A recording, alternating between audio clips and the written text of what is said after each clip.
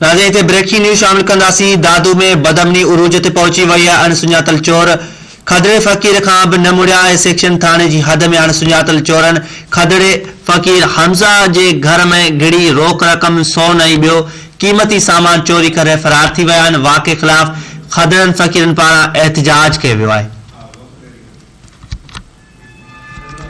Breaking news में share कयूं पिया। नाज़रीन दादू में बदमनी उरूज ते पहुची वई आहे। अणसुञातल चोर खदड़े फ़कीर खां बि न मुड़िया आहे। सेक्शन थाणे जी हद में अणसुञातल चोरनि खदड़े फ़कीर हमज़ा फ़कीर जे घर में गिड़ी रोक रक़म सोन ऐं ॿियो क़ीमती सामान चोरी करे फ़रार थी विया आहिनि।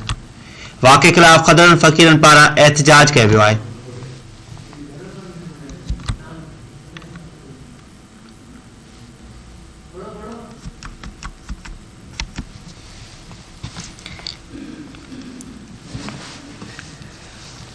ब्रेकिंग न्यूज़ में शेयर कयूं पिया। दादू में बदमनी उरूज ते पहुची वई आहे। अणसुञातल चोर खदड़े फ़कीर खां बि न मुड़िया आहे। सेक्शन थाणे जी हद में अणसुञातल चोरनि खदड़े फ़कीर हमज़ा फ़कीर जे घर में गिड़ी रोक रक़म ऐं ॿियो क़ीमती सामान चोरी करे फ़रार थी विया आहिनि। वाक़े ख़िलाफ़ खदड़नि फ़कीरनि पारां एहतिजाज कयो वियो आहे।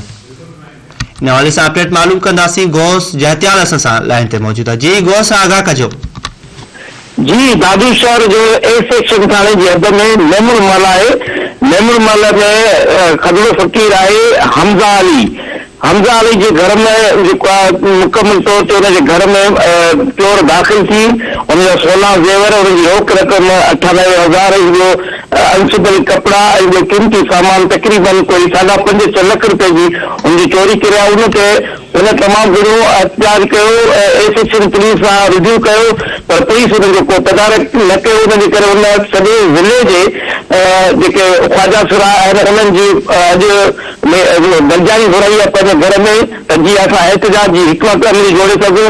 अॼु अहिड़ो इजलास उन्हनि जे घर में थियो आहे ऐं उन इजलास जी सदारत कई आहे। उन खां पोइ उन 48 कलाकनि जो अल्टीमेटम ॾिनो आहे दादू जी पुलिस खे त जेकॾहिं मुंहिंजी रिकवरी नथी थिए त मां दादू प्रेस क्लब जा अलामती बुख हड़ताल सां गॾु गॾु पंहिंजो एहतिजाज कंदुसि ऐं असां पंहिंजो जेको एहतिजाज आहे ख्वाजा सुरा सॼे ज़िले जे अंदरि एहतिजाज कंदासीं ऐं जेकॾहिं इंसाफ़ न थियो त असांजो एहतिजाज पूरी सिंध जे अंदरि वधाईंदासीं। छाकाणि त दादू में बदमनी जी बाहि भड़की पई आहे। नतीजे में चोरनि खदड़नि फ़कीरनि खे बि न बख़्शियो आहे। जी जी मेहरबानी गौस जहतियाल तफ़सील ॾियण लाइ।